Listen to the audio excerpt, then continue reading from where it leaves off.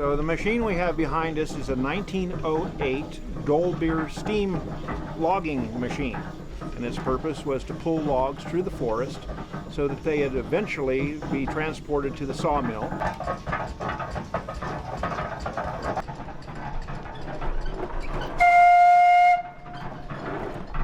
So this steam engine operates essentially by a wood fire boiling a steep kettle full of water, creating steam.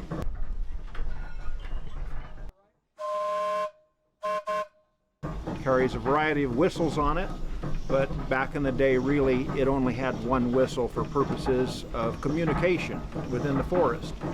If there was a need for communication over the side of a hill, they would have what's called a whistle punk, a small boy that had a wire that was attached to the whistle, and he would watch the logging operation below and then pull the whistle at the right time so that the steam engineer could engage the machinery and pull the log up from an area where the engineer couldn't exactly see it.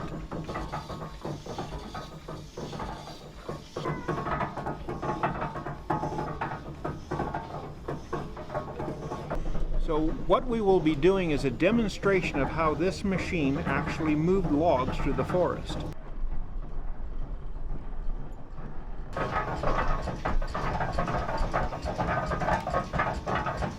Essentially, the loggers would drop the trees and this machine would roll the logs into two-pole chutes, which is basically a road through the woods.